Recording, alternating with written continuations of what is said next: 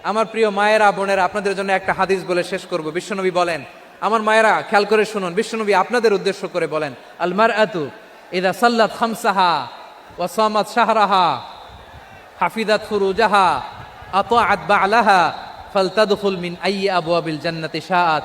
বিশ্বনবী বলেন, ও রমণীরা, ও নারীরা, যে সমস্ত নারী এই চারটা কাজ করবে, এই চারটা কাজের গ্যারান্টি দিবে, তাদেরকে জান্নাতের 8টা দরজার গ্যারান্টি দেয়া হবে।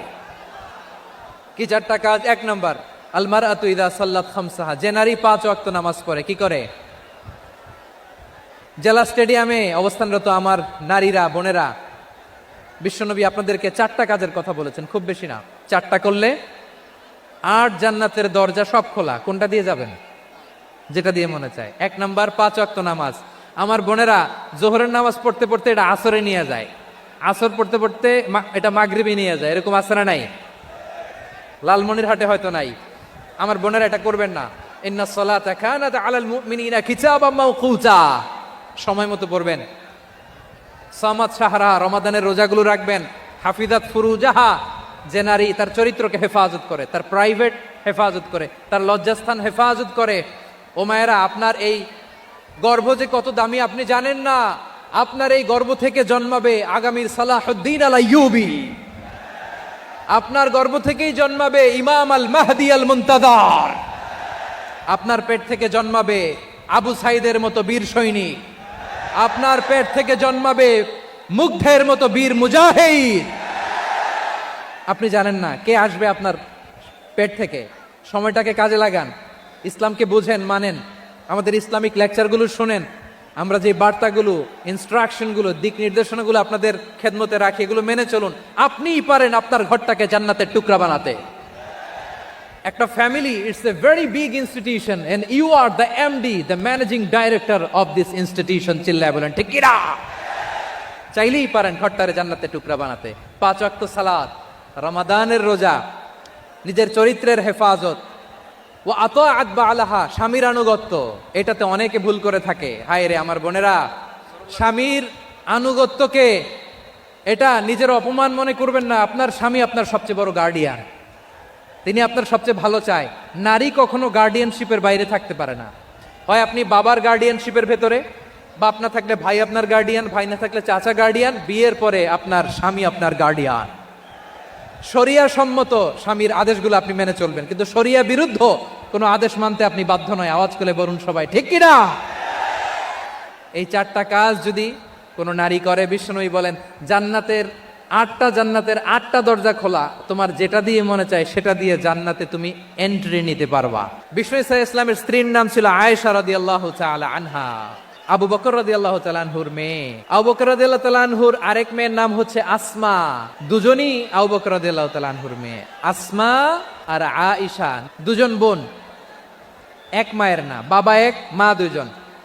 আয়েশা রাদিয়াল্লাহু তাআলা আনহার মায়ের নাম উম্মে রুমান, আর আসমা রাদিয়াল্লাহু তাআলা আনহার মায়ের নাম কুতাইলা বিনতে আব্দুল উজ্জা।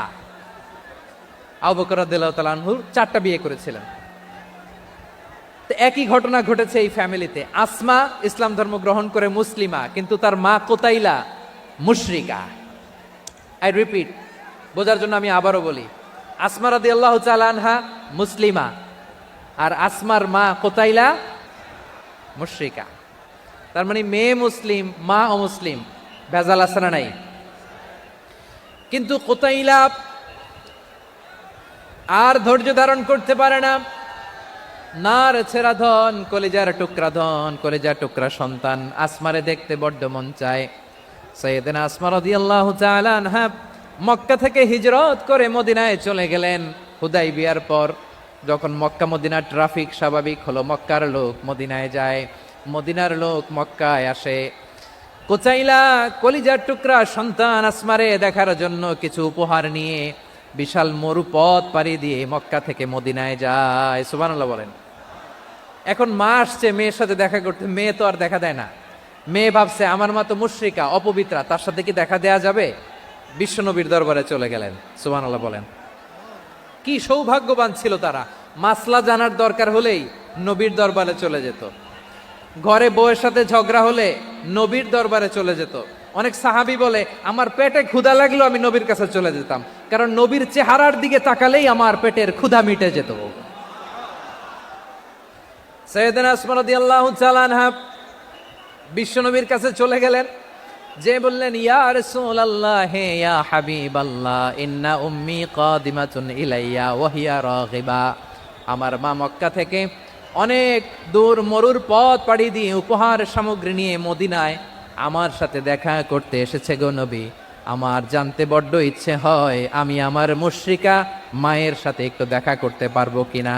আফা আসিলুহা, আগে যেমনি আমি আমার মায়ের সাথে ভালো আচরণ করতাম, যেমনি আমি আমার মায়ের সাথে সদাচরণ করতাম গো নবী, এখন আমি মুসলিমা, মা মুশরিকা, এখনো কি আগের মতো সদাচরণ করতে পারবো নাকি? বিশ্বনবী বললেন, নাম সিলিহা, হ্যাঁ রে আসমা, অবশ্যই অবশ্যই, আগে ঠিক যেমন তুমি তোমার মায়ের সাথে ভালো আচরণ করতে, এখনো তেমনি আগের মতো ভালো আচরণ করবা। আওয়াজ করে পড়েন সুবহানাল্লাহ। সপ্তম হিজরিতে বিষ্ণু ইসলাম সব সুপার পাওয়ারের কাছে চিঠি দিলেন, রোমান সম্রাটের কাছে, পারস্য অধিপতির কাছে, মিশরের অধিপতির কাছে, সবার কাছে চিঠি লিখলেন। চিঠির ভাষা ছিল এরকম, মিন মুহাম্মাদিন রাসূলিল্লাহ ইলা মুকাউকিস, শান্তি তার জন্য যে হেদায়েতের অনুসরণ করে। সুবহানাল্লাহ পড়েন। তো এই চিঠি অনেকে ভালোভাবে রিসিভ করেছে, অনেকে এই চিঠি পাওয়ার পরে নবীর কাছে আবার ইন রিটার্ন উপহার পাঠিয়েছে। কি পাঠিয়েছে? উপহার। মিশরের বাদশাহ মুকাউকিস তিনি বিশ্বনবীকে বিশাল এক উপহারের ডালি পাঠিয়েছেন। মিশরের বাদশাহ মুকাউকিস ছিলেন ধর্মে খ্রিস্টান। নবীকে শুনতে মনে চায় 1000 স্বর্ণমুদ্রা, 1000 স্বর্ণমুদ্রা, 2টা খ্রিস্টান দাসী, একজনের নাম মারিয়া বিনতে শামউন আল কিবতিয়া, আরেকজনের নাম সিরিন বিনতে শামউন আল কিবতিয়া। একজন খ্রিস্টান দাস 20 থান কাপড় জামা বানানোর জন্য, আমরা নবী যেন সেলাই করে জামা বানাতে পারে এজন্য 20 থান কাপড়, 20 থান ফাইন গার্মেন্ট। সুবহানাল্লাহ পড়বেন না? এরপরে একটা গাধা যেটার নাম ছিল উফাইদ, আর একটা খচ্চর, এটার নাম ছিল দুলদুল। খচ্চর চিনেন? গাধা আর ঘোড়ার ক্রসিং এ যে প্রাণীটা দুনিয়াতে আসে ওটার খচ্চর বলে।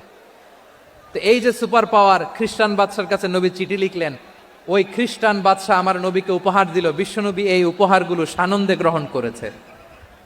সুবহানাল্লাহ পড়বেন না?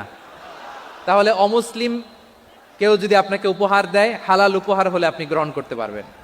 অনুরূপভাবে পারস্যের বাদশাহ, রোম সম্রাট বিশ্বনবীকে উপহার পাঠিয়েছেন। আমার নবী সবগুলো উপহার গিফট গ্রহণ করেছেন। সুবহানাল্লাহ বলেন। তাহলে প্রিয় লালমনিরহাট, আওয়াজ করে বলুন, ইসলাম কি ন্যারো মাইন্ডেড রিলিজিয়ন না ব্রড মাইন্ডেড?